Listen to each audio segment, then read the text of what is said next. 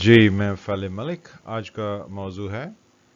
وطن عزیز پاکستان میں سوال کرنا منع ہے، سوچنا منع ہے، بس سبز ہلالی پرچم لہراتا رہے اور آپ جو ہے وہ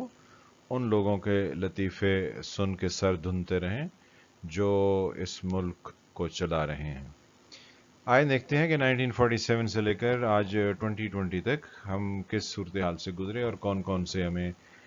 چیزیں ایک دوسرے کے ساتھ جو ہے وہ متضاد مختلف وقتوں میں بتائی جاتی رہیں. جیسے کہ کہا جائے کہ ابھی جو ہے وہ دن ہے اور 1 گھنٹے بعد بتایا جائے کہ نہیں ابھی تو رات ہو گئی، اور پھر 1 گھنٹے بعد بتایا جائے دن ہو گئے. تو ہماری بھی کچھ ایسی ہی متضاد صورتحال رہی. سب سے پہلی چیز جو ہے وہ ہمارے فرسٹ گورنر جنرل تھے قائد اعظم محمد علی جناح. تو کہتے ہیں کہ ان کی ایمبولینس جب ان کو لے کر آ رہی تھی ٹریٹمنٹ کے لیے کراچی شہر میں،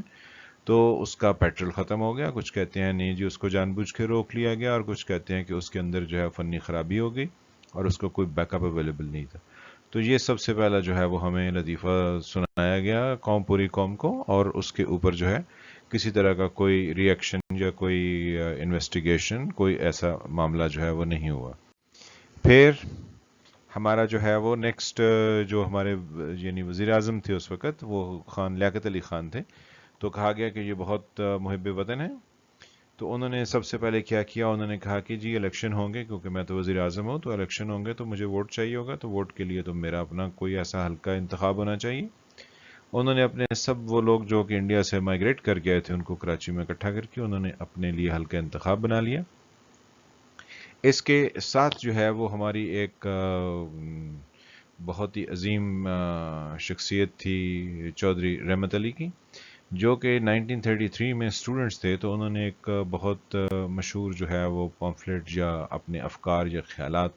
کو پرنٹ کر کے پبلک کے سامنے پیش کیا، جس میں تھا نو اور نیور، یعنی ہم ابھی کریں گے یا پھر ہم کبھی نہیں کر سکیں گے، کیونکہ ہم یا تو زندہ رہیں گے یا ہمیشہ کے لیے اس جہان سے ہمارا نام و نشان مٹ جائے گا. تو وہ بیسیکلی تھا مسلم لوگوں کے لیے ہندوستان میں ایک الگ وطن. تو یہ 1933 میں جب انہوں نے یہ پمفلٹ جو ہے وہ نکالا اور افکار بیان کیے، تو اس وقت تو ہمارا پاکستان نہیں تھا، ہندوستان تھا، اور اس پر انگریزوں کی حکومت تھی. تو جو ہماری مسلم لیگ تھی اس پہ ہمارے قائد اعظم محمد علی جناح صاحب اور علامہ اقبال صاحب نے اس پر یہ ری ایکشن دیا چودھری رحمت علی کے پمفلٹ پر، کہ یہ تو جی ایک اسٹوڈنٹ کے جو ہیں وہ خیالات ہیں، اور وہ اسٹوڈنٹ ہے جو کہ کیمبرج میں پڑھتا ہے اور اس کو پاکستان یعنی ہندوستان کے بارے میں اتنا اندازہ نہیں ہے. اور یہ وہی چودھری رحمت علی ہیں جنہوں نے پاکستان کا نام جو ہے وہ الٹیمیٹلی تجویز فرمایا تھا. تو ان کے خیالات کو اسٹوڈنٹ کے خیالات کہہ کے چھوڑ دیا گیا، اور پھر انہی کو یو ٹرن لیتے ہوئے، جن کو عمران خان صاحب کہتے ہیں کہ یہ تو ایک لیڈر کی پہچان ہوتی ہے، تو پھر 1940 میں انہی خیالات کو 7 سال کے بعد مکمل جو ہے وہ اپنے اندر سمو لیا گیا، اور اسی کے اوپر جو ہے وہ تمام سیاست کی گئی اگلے تقریباً 8 سال، اور پھر پاکستان حاصل کیا گیا. تو یہ ہم نے ایک باب سنا. پھر جب پاکستان بن گیا تو جنہوں نے پاکستان کا نام تجویز کیا تھا یعنی چودھری رحمت علی، وہ پاکستان میں رہنے کے لیے آئے. تو لیاقت علی خان کو یہ خطرہ نظر آنے لگا کہ یہ انسان جو ہے وہ ان کو ریپلیس کر دے گا یا یہ ان کے لیے پولیٹیکل چیلنج بن جائے گا. تو انہوں نے اس کی تمام جو چیزیں تھیں، املاک تھیں، جو بھی ان کا ساز و سامان تھا، اس کو بحق سرکار ضبط کیا یعنی کنفسکیٹ کیا، اور ان کو ملک سے چلتا کیا، جو کہ ملک سے باہر چلے گئے اور وہ برطانیہ میں جو ہے وہ انتقال کر گئے چودھری رحمت علی صاحب. اور وہاں پر ان کو کیمبرج کے ایک لوکل کالج نے ان کے تدفین کے خراجات برداشت کیے، جو کہ کئی سالوں کے بعد جا کے پھر حکومت پاکستان نے جو ہے وہ اخراجات پے کیے، لیکن ہمارے لیے ایک رسوائی کا سامان جو ہے وہ بنا دیا گیا. اور لیاقت علی خان جو ہیں وہ اس وقت تک محب وطن تھے. پھر ان کو گولی مار دی گئی اور کہا گیا کہ یہ محب وطن نہیں تھے، یہ پاکستان کے اگینسٹ کام کر رہے تھے. پھر کیا ہوا، پھر ہمارے جو ہیں وہ فیلڈ مارشل آگے ایوب خان صاحب، تو ہمارا سبز ہلالی پرچم جو ہے وہ لہرایا، اور ہم نے کہا کہ قائد اعظم کی جو بہن تھیں محترمہ فاطمہ جناح وہ غدار تھیں. ان کو کہا گیا کہ یہ تو غدار ہیں. اور فیلڈ مارشل ایوب خان جو ہیں یہ بہت ہی ملک کے وفادار ہیں۔ پھر جب اینڈ پر ہم پہنچتے ہیں 60s کے تو پتہ چلتا ہے کہ ایوب خان جو ہیں وہ ملک کے وفادار سے غدار میں چینج ہو گئے، کیونکہ ملک کے جو سیاست کرنے والے ہیں وہ ان کے خلاف اٹھ کھڑے ہوئے۔ تو یہ ہمارے لیے صورتحال سامنے آ گئی۔ پھر پاکستان کو دو حصوں میں تقسیم ہونا پڑا، یعنی مشرقی پاکستان بنگلہ دیش بن گیا۔ تو وہاں کے مجیب الرحمان کے اوپر الزام لگے، اور مغربی پاکستان میں ذوالفقار علی بھٹو تھے، ان پر الزام لگے۔ مجیب الرحمان کو تو خیر ان کی قوم نے ان کی یعنی آزادی کے فوراً بعد ہی قتل کر دیا، لیکن پھر بھی ان کی قوم کے اندر کچھ نہ کچھ تو ایسی فکر تھی کہ انہوں نے اپنے ملک کو ڈیولپ کیا۔ تو آج ہم پاکستان میں ان کی اگزامپل دیتے ہیں کہ بنگلہ دیش میں یہ ہو سکتا ہے تو پاکستان میں کیوں نہیں ہو سکتا، یعنی اگر ان کے ہاں لٹریسی ریٹ جو ہے وہ 100% ہو سکتا ہے۔ پھر ہم کہتے ہیں ان کی فیملی پلاننگ بہت اچھی چل رہی ہے، پھر ہم کہتے ہیں ان کی ایکسپورٹس بہت اچھی ہیں، پھر آپ کہتے ہیں ان کی ٹیکسٹائل انڈسٹری بہت ترقی کر رہی ہے۔ تو ہم یہ ساری مثالیں جو ہے وہ پھر ہم بنگلہ دیش ماڈل کا بھی یہاں بہت ذکر سنتے رہے۔ تو یہ سب وہ چیزیں تھیں جو کہ ہمارے سے الگ ہونے والوں نے ہمیں کر کے بتائیں، لیکن ہم جو ہے نا وہ آپس میں یہاں پر غدار کو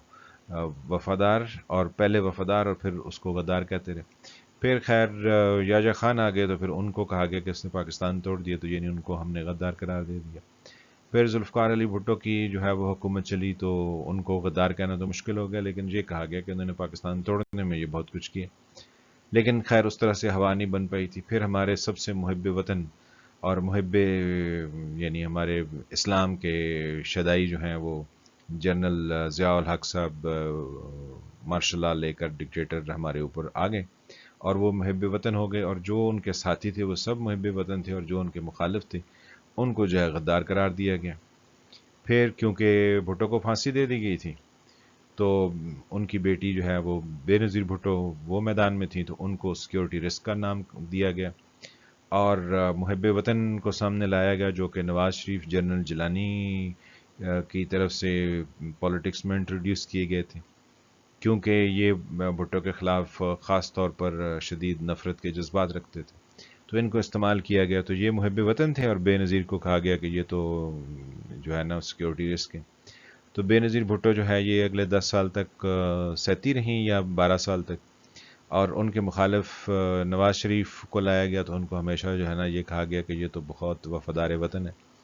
پھر انہوں نے کہا انہوں نے تو پاکستان کی اور پنجاب کی پگ اونچی کر دیا، اور بے نظیر بھٹو پر کہا گیا کہ اس نے تو فلاں فلاں جو ہے نا وہ راز بیچ دی ہیں، اور پھر ان کے ساتھی جو انٹیریئر منسٹر تھے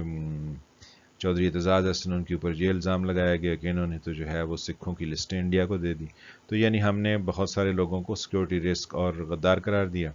اور ہم نے نواز شریف صاحب کو جو ہے وہ محب وطن قرار دیا۔ پھر جو ہے وہ پاکستان فرسٹ والے آ گئے، اور انہوں نے کہا یعنی جنرل پرویز مشرف، اور انہوں نے کہا کہ جی پاکستان فرسٹ ہے اور یہ نواز شریف جو ہے یہ غدار ہے ملک کا۔ پھر اس کو انہوں نے سعودی عرب کے حوالے کر دیا۔ پھر ہم پہنچ گئے 2008 میں، تو 2008 میں جو ہے وہ ہمیں یہ پتہ چلا کہ جو محب وطن تھے اب وہ غدار وطن ہیں، کیونکہ ہر طرف سے یہ نعرہ آ رہا ہے کہ جی آپ کے دور میں تو طالبان اور یہ سب کچھ جو ہے نا بہت چڑھ گئے، جو کہ جنرل ضیاء صاحب نے پیدا کیے تھے۔ تو اب جو ہے وہ یہ صورتحال جب ڈیولپ ہوئی تو وہ موصوف جو ہے وطن سے فرار ہو گئے، اور ابھی تک ان کو جو ہے وہ غدار وطن کہہ رہے ہیں، کیونکہ ان کے اوپر آرٹیکل 6 کا مقدمہ ہے۔ پھر جب آصف علی زرداری صدر بنے تو ان کو کہا گیا کہ یہ تو سیکیورٹی رسک ہے، پھر ان کے اوپر کئی طرح کے میمو گیٹ اور اس طرح کے مقدمات جو ہیں وہ سامنے لائے گئے، جس میں وہ محب وطن شامل تھے جن کو جو ہے وہ پچھلے 10 سال یعنی 1999 سے 2008 تک غدار کہا گیا تھا، وہ پھر اس کے ساتھ شامل ہو گئے، اور انہوں نے بھی سیکیورٹی رسک کہنا شروع کر دیا۔ پھر ان کی حکومت آ گئی نواز شریف صاحب کی 2013 میں، اور یہ وزیر اعظم بن گئے، تو تھوڑے ہی عرصے میں ان کو پھر سے جو ہے وہ کہا گیا کہ یہ تو غدار ہیں، ان کے ہاں تو انڈین ایجنٹ ان سے ملتے ہیں اور آ کے سب کچھ کرتے ہیں۔ تو یہ سٹوری جو ہے وہ کوئی نواز شریف کے وزارت عظمیٰ ختم کرنے تک اور ان کو ملک سے پہلے ان کو سزا دینا، پھر ملک سے باہر نکالنے تک یہ سب کچھ جو ہے چلتا رہا، کیونکہ یہ پہلے محب وطن تھے، پھر غدار وطن ہو گئے، پھر انہوں نے کچھ باتیں ان کی مان لی تو یہ پھر محب وطن ہو گئے، پھر انہوں نے وہ باتیں نہیں مانی تو غدار وطن ہو گئے۔ آج کل پھر جو ہے نا اسی چکر میں ہے کہ اب ان کو کیا کہنا ہے ہم نے۔ اب جو ہے وہ ہمارے موجودہ وزیر اعظم صاحب آ جاتے ہیں جو کہتے ہیں جی میں تو این آر او نہیں دوں گا، میں تو جو ہے وہ کرپشن کو پکڑوں گا۔ تو ان کے آس پاس جو ہے نا وہ بہت سارے اسکینڈل آ گئے، جیسے دوائیوں کا اسکینڈل آ گیا، پھر آٹے کا آ گیا، پھر چینی کا آ گیا، تو سارے ان کے اپنے ساتھی آ گئے، پھر ان کے معلم جبا کا آ گیا، پھر ان کے جو ہے وہ ملین اور بلین ٹریز کا آ گیا، پھر ان کا بی آر ٹی پشاور آ گیا، پھر یہ سارے جو ہے نا وہ چکر کاٹ کوٹ کے تو انہوں نے سب کے جو ہے نا وہ کہا کہ جی میرا تو ان سے کوئی تعلق نہیں ہے، اور جب ان کو تعلق بتایا گیا تو انہوں نے کہا مجھے تو یاد نہیں ہے۔ پھر ان کے پاس ہی جو ہے نا وہ ان کے ایک مشیر ہیں جن کے جو ہے وہ پیزاز نکل آئے اور پتہ چلا کہ انہوں نے تو بہت دولت سمیٹی ہے، تو ان کو استعفیٰ جو ہے وہ وزیر اعظم صاحب کو انہوں نے پیش کر دیا کہ جی چلیں آپ مجھ سے استعفیٰ لے لیں۔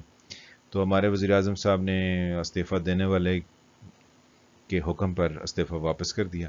اور یہ کہا جی نہیں آپ تو بالکل نیٹ اینڈ کلین ہے، تو آپ کام شروع کر دیں۔ قوم ساری جو ہے وہ کہہ رہی ہے کہ وہ حساب دیں۔ اب جو ہے ان کو سی پیک اتھارٹی کا چیئرمین بھی لگا دیا گیا، تو یعنی ہم نے کیا کیا، ہم نے وہ کام کیے جو کہ ہمیں پریکٹیکلی نہیں کرنے چاہیے، اور اس تمام عرصے میں ہمارا سبز لالی پرچم جو ہے وہ لہرا رہا ہے، اور ہم اس کے نیچے نئے نئے لطیفے جو ہے اور شگوفے جو ہے وہ چھوڑتے جا رہے ہیں اور شگوفے پھوٹتے جا رہے ہیں۔ پریکٹیکلی آواز ملک کے اندر سے یہ اٹھ رہی ہے کہ قانون پر جو ہے وہ عمل درآمد کیا جائے، سبز ہلالی پرچم لہرائے تو پتہ چلے کہ یہاں پر قانون کی حکمرانی ہے، نہ کہ ان کی حکمرانی ہے جن کے پاس تمام اختیارات ہیں۔ تو ہمارے وزیر اعظم صاحب جو ہیں وہ پارلیمنٹ میں تشریف لے جائیں اور وہاں پر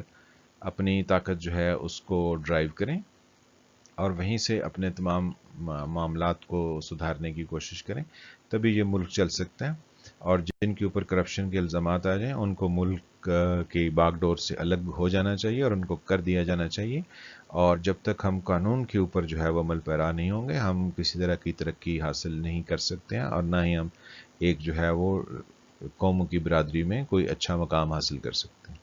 تو آج کے اس موضوع کو یہاں پر اختتام کرتے ہیں، ملتے ہیں کسی نئے موضوع کے ساتھ، تب تک اس دعا کے ساتھ کہ